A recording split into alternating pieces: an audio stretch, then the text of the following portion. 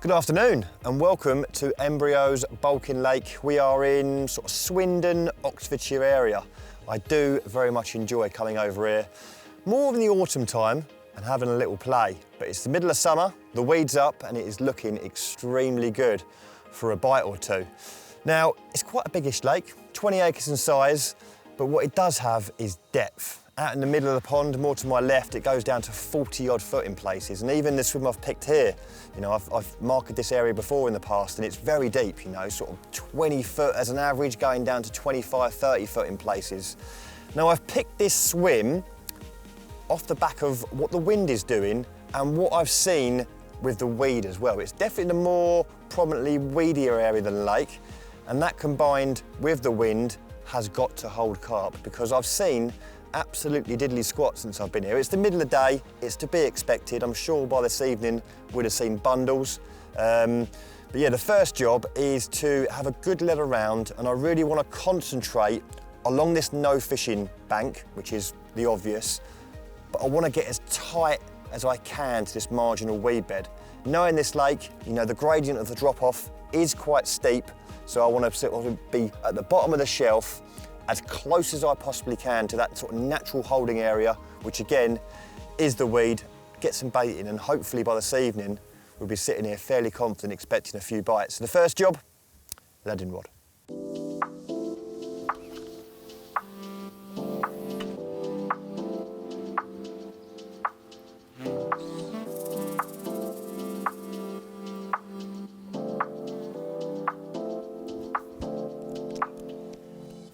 Never neglect the importance of leading up, especially at the start of your session. Knowing exactly what you're fishing over and finding the very best spot on the lake bed possible can be the difference between catching or blanking, or catching multiple fish instead of just picking off the odd one or two. Like I said, I want to be fishing on a clean spot, as close to the weed as possible. And once I found an area I'm happy with, it was a simple case of wrapping around the distance sticks to record the distance before switching out the lead for a marker float setup.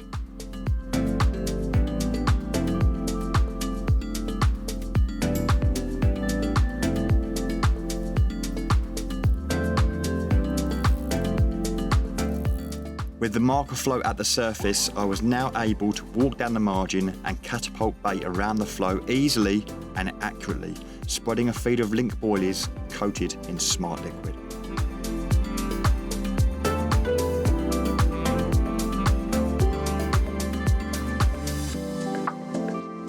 With baiting complete, I moved on to preparing the fishing rods, arming them with the Hinge Rigs and the all-important Link super buoyant pop-ups to match the flavour of the boilies. I really like this presentation when I'm fishing over a boilie-only approach and in a situation where there is weed present.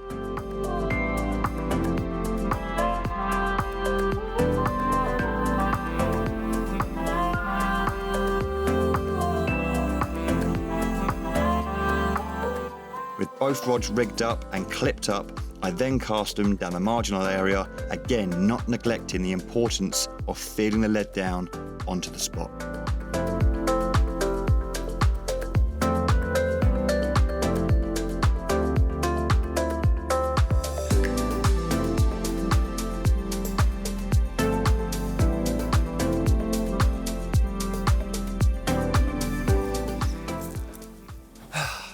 Well, that's it, the rods are out. 2 rods on hinges, over Boilie, next to the weed, with the wind in our favour.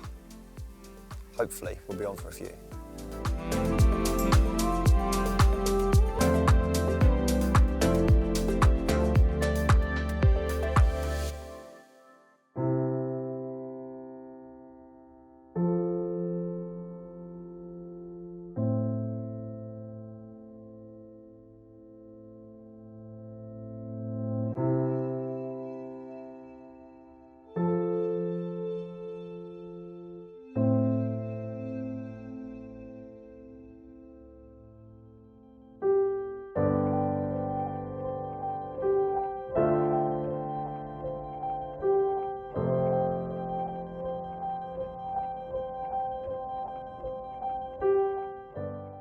All is a little bit quiet for my liking.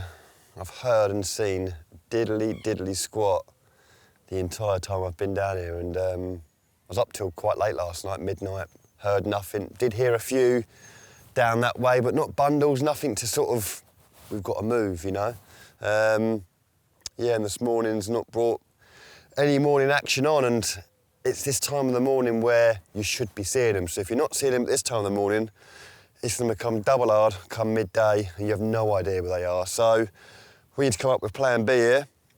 I'm going to bring the rods in, have a good scoot around the lake, and make sure we are not missing out on anything. They could turn up here at midday, but at the minute, I'm not getting them vibes, so I need to know exactly where they are. And like I said, come 9 o'clock, once that sun gets a little bit high in the sky and the sort of the warmth of the day comes, the shows will really start diminishing. So it's important to know where they are now to get ourselves in position for this evening or even tomorrow morning. So let's get these rods in, see if we can go and find some fish.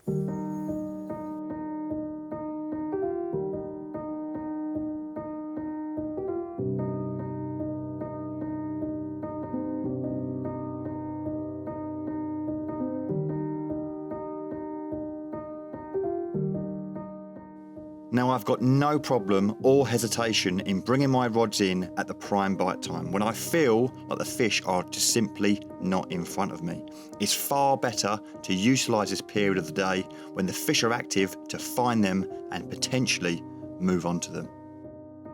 Walking up the central area of the lake where I could scan a lot of the open water, this decision to go look rather than sit and hope was soon proved to be a good one.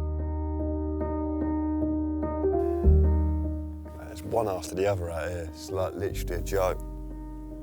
It's like a third show in under a minute.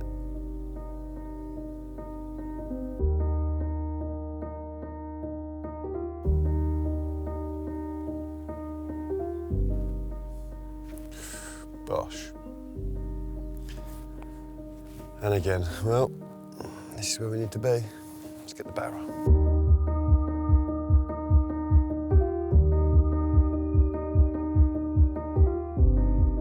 When many anglers would sit on their first or second brew of the day, I was on the move, switching a dead swim for an active one, and obviously increasing my chances of catching. First things first is rods off the barrow, rearming with fresh rigs, fresh pop-ups before casting to an area where I'd seen fish show.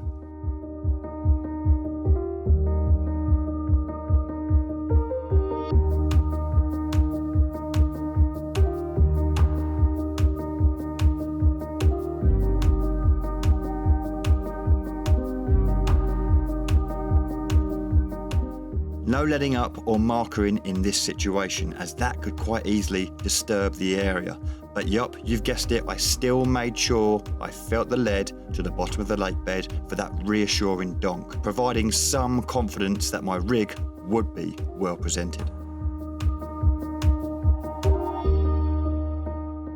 Knowing the fish could just easily move elsewhere at any time, I simply laid the rods down on the boards of the swim, so if the fish did move, I could move quickly also.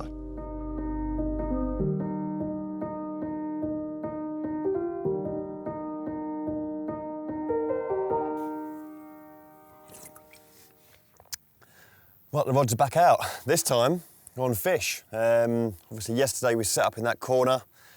Look, prime for it. What else do you want? Weed, wind pumping in there. You know, you couldn't ask for a better combination, but that is summer fishing. The fish are so nomadic at this time of the year. They can turn up anywhere and you can't write off anywhere. But the most important thing is, you know, we went off our gut instinct last night, didn't make the right call, but we got up this morning, we found them and we moved on them. 2 rods now in position. I've put, you know, 60 or 70 sort of free offerings out there, just 15mm link with some Chili Smart liquid on top. And we're going to hope for the best. It's going to be very much an opportunist style of fishing the next few hours, I think. Just setting up on fish, hoping we can nick a few before settling somewhere this evening. But yeah, I'm still feeling confident. 2 hinges out there on fish. Let's see what happens.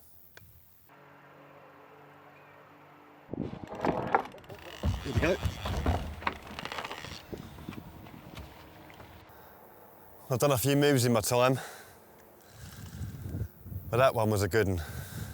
Getting up early, knowing you're not on fish and going and look for them and then making that move is so important. It's so easy to sit there thinking you've made the right decision with the wind, the weed being there, everything in place.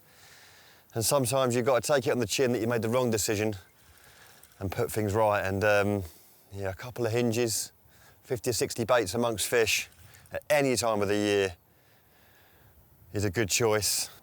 I honestly thought we may be a little bit too late to the party. You know, it's getting hot already.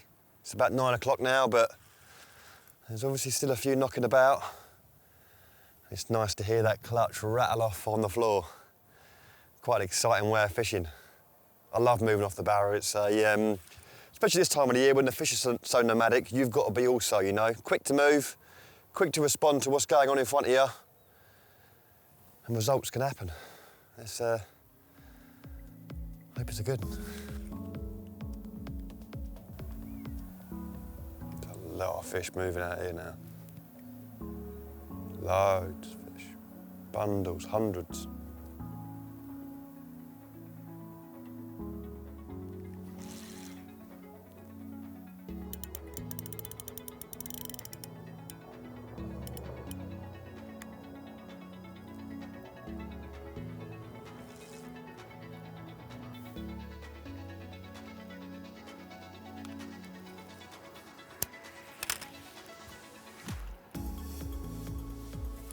Come on, go all the way. All the way. Oh, that feels good. After a long old night of nothing, it feels good to be looking down at a lovely carp in the net. Location, eh? You've just got to be on them. So important. You'll do?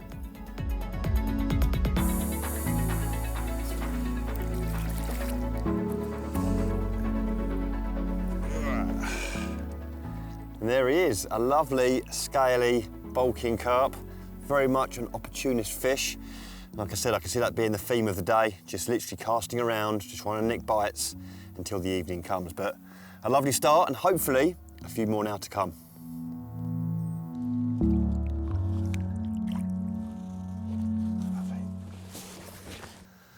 That was an outrageous take. And I nicked that one just off the side of a shallow plateau, and I think it's dived down the back of the plateau into the deeper water and almost sort of locked me up a little bit behind it, but it's coming. Slowly, slowly it's coming. We've got nice strong kit on. Hopefully we'll get it moving again, but the old hinges once again. They have been so, so good to me recently.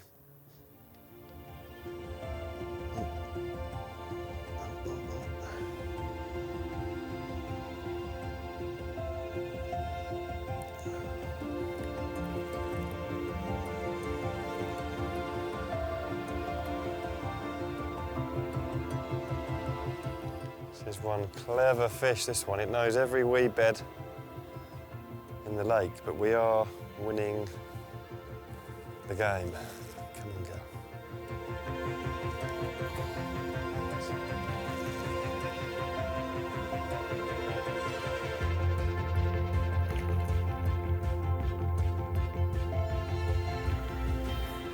Go on, go.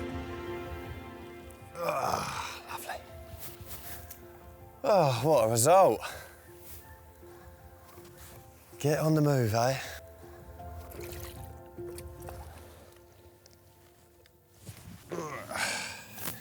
There he is, fish number 2. Lovely one, real nice frame to him, proper thick-wristed tail. And this one came about on the recast of that first fish. Now, I'd noticed a few fish moving a little bit more left in the shallow water on top of that plateau. So rather than just rechuck that rod where I'd caught the carp, I ended up putting it to the left on that slightly shallower water. And again, 5 or 6 minutes, 30 baits, and they're all over it. It's such a real easy way of fishing at this time of the year, Hinges. You know, you could easily come into the swim, fish all over you, start marking up, spomming out, and easily make that opportunity go. Where if you fish little hinges, little solid bags even, over minimal bait, and just try and nick bites throughout, which can be tricky times of the day, middle of the day. It's a great way of fishing, and you catch them as well. So you haven't got to get the marker rod out, you haven't got to start spomming. Get on the catapult, get on the hinges, and just nick bites through them tricky times of the day. The tactics were certainly working, and we were soon attached to another carp. This one had taken the line for a load of weed, leaving no choice but to clean the line before getting back into proper contact with the fish, which then came to the net without any drama.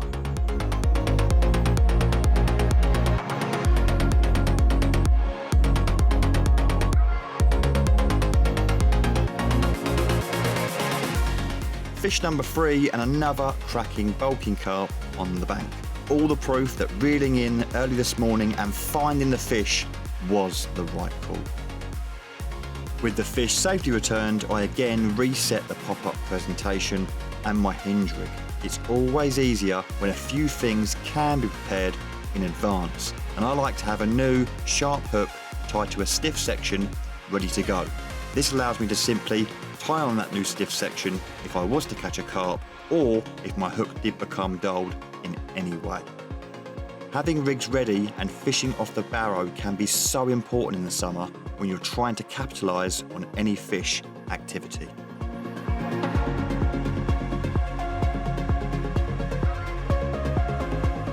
Well, like all opportunities, they come and go, and I feel like the opportunity in this particular swim right now has gone. But we've done well, you know, we've nicked 3 fish out of challenging conditions, you know, the heat of the day.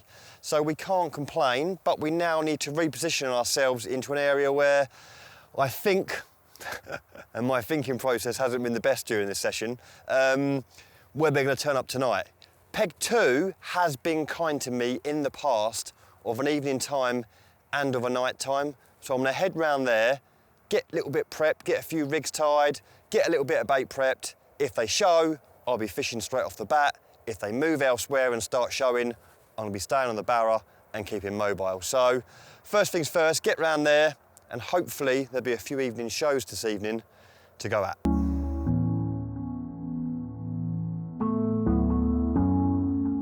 My last bite had come more from the left of the area I'd been casting to, and it was clear that a lot of the fish I'd seen earlier in the day had now moved into the corner of the lake and to the right of Peg 2.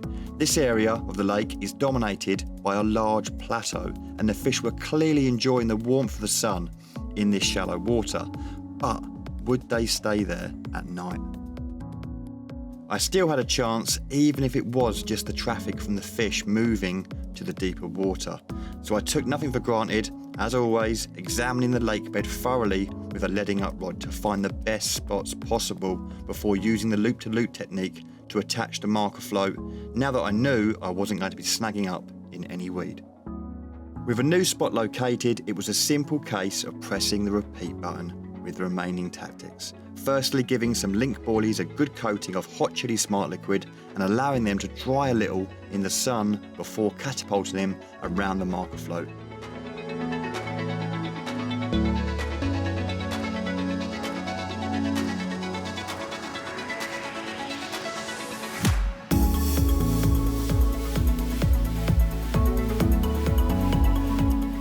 Next, the reliable hinge rig was again finished off with a link super buoyant pop-up before casting out to that primed area.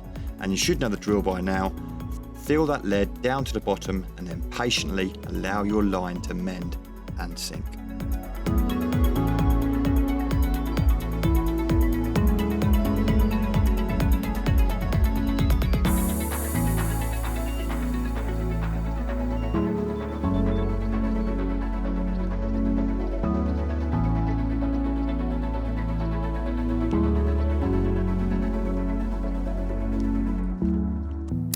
Right, the rods are back out. We've made the move. It's been a little bit quiet, not seen anything recently, but hopefully they'll start showing this evening. But in the meantime, let's talk a little bit about bait. Now, I will be the first to admit I don't do a lot of sort of Boilie only fishing. But this year, I have been using that exact tactic to great effect. Caught some really good fish from a multitude of venues, fishing a very basic way of fishing, and that is Boilie only. In conjunction with the hinges. I do love my spomming, but there comes a certain point where you do it so often, I wouldn't say you get bored of it, but it's nice to adopt other tactics within your fishing. And Boilie only fishing, you know, it definitely picks out them better fish. And I found that myself throughout the course of this year from a multitude of different venues. And when I mean Boilie only, I mean Boilie only in the whole form, no chops, no crumb, and where possible, range dependent, you know, I'm fishing with a catapult. So I've got a real good spread of Boilie out there, not all on top of each other. I want them spread out like I've done in this situation here this evening, over a good sort of 15, 20 yard area, nice square box, and try and get in them fish to feed, pick up a bait, move 3 or 4 foot, pick up another bait, get my hinge, it's job done. And that's where I believe the hinge is most effective, when you're getting that sort of feeding, that way of feeding where you're getting them moving around before they get to your hook bait, rather than fishing a condensed area and they're all feeding on top of each other, barely moving their mouths to the next sort of bait. And that's where hinges are probably less effective, because you know your hook bait's 2 or 3 inches up in the air. So when you are fishing hinges, you know, try and get them on a softer bottom, use a catapult or a throwing stick to get that sort of area bait rather than a condensed sort of carpet feed. Like I said, it's been catching me fish everywhere. Busy day tickets where I'd normally be spomming sort of hemp corn, pellets, crumb boilie, half crop boilie, 10mm boilie.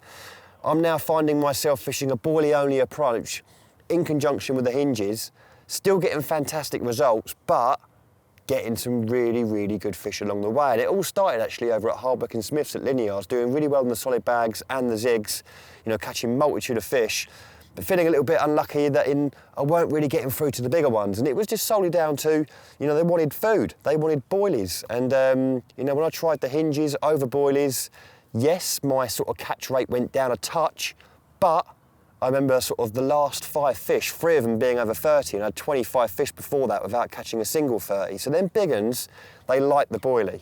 And all I've been using all year is Essential Cell in the winter and Link in this time of the year in the summer. And all I'm doing to get the sort of the best out of the boilie is getting them in a sort of a bucket or a little container like this, ½ a kilo at a time, applying some sort of chili smart liquid over the top of it, add another ½ a kilo of boilie, and just getting them sort of mixed up very, very well, and then left to one side to, you know, let the smart liquid do its thing and adhere to the boilie so it actually gets a good coating. So when it gets to the bottom, it's then releasing all that good stuff up into the water column, dragging the fish down rather than it all sort of coming off on the way down to the bottom, especially in a situation like we are now where we're fishing in sort of 18, 20 foot of water. I don't want that smart liquid up on the surface, you know, and fish sort of milling around up there. I want them on the bottom where my hook baits are. So fingers crossed tonight we'll get amongst a few, and you know, just like Hardwick and Smith's and Linear, you know, Bluebell, Norton Disney, there's some good fish in here. So fingers crossed we get amongst a few and them hinges really sorting them out.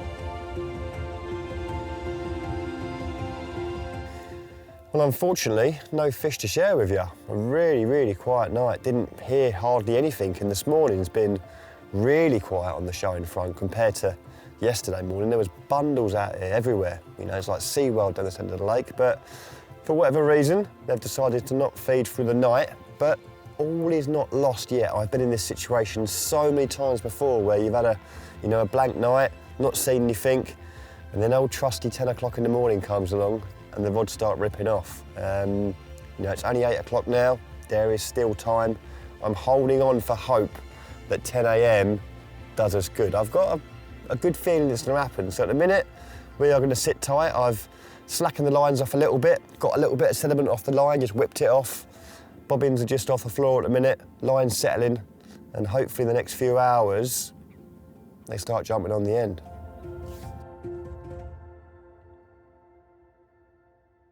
Right, while things are a little bit quiet, I can run you through the little hinge rig that I've been doing so well on recently, the components and all important lengths as well. So firstly, I start off with about 10 inches of 20-pound IQ2. This is gonna make up my boom. You can use 20-pound boom, you could use 20-pound semi-stiff mouth trap, and even hybrid stiff is a really good alternative as well. But for mine, I do like 20-pound IQ2.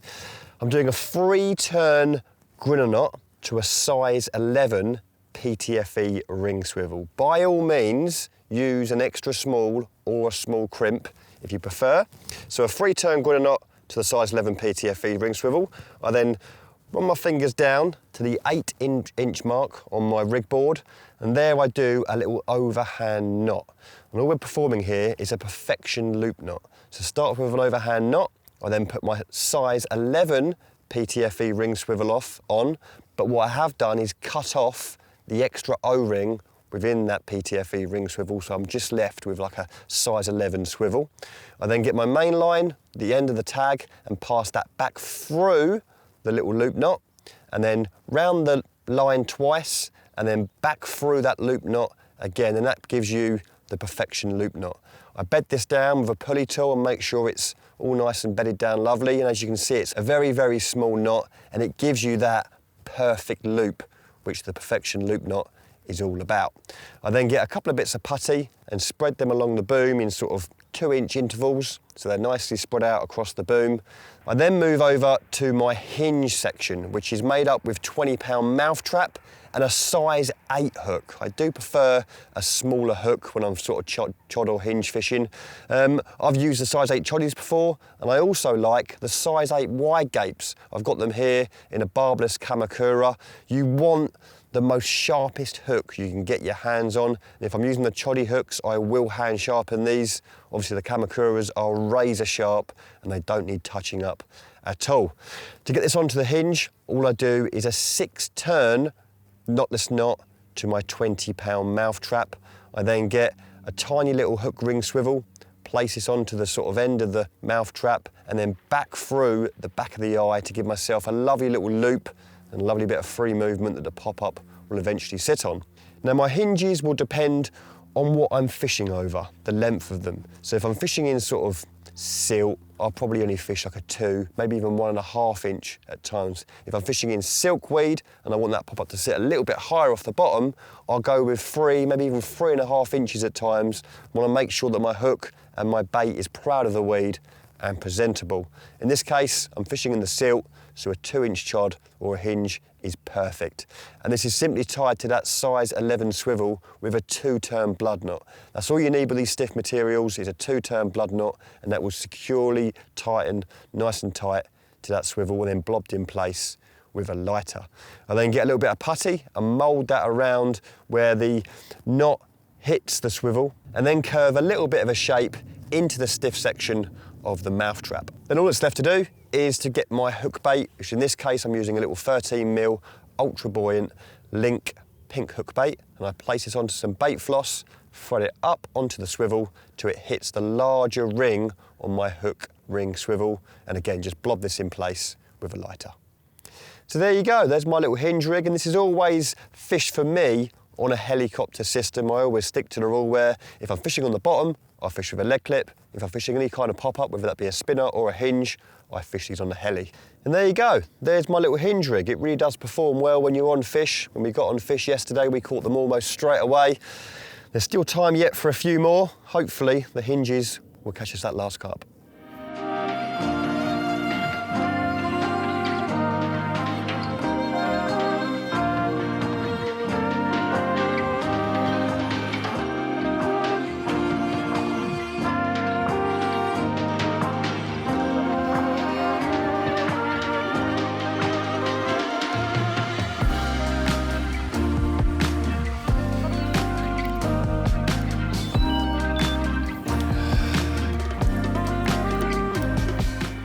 Well, unfortunately, that is all she wrote. That 10 o'clock bite time that I was holding out for soon came around and went, and nothing jumped on the end, but we did have a good day yesterday on the fish, and hopefully it showed you how effective the little hinge rig can be, especially when you want to get out there nice and discreet and get quick bites like I showed you.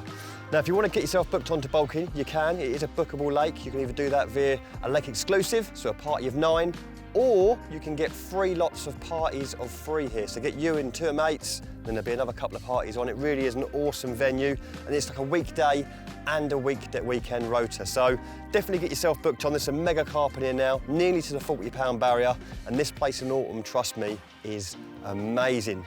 Do not forget to subscribe to the channel, and I will see you on the bank very soon.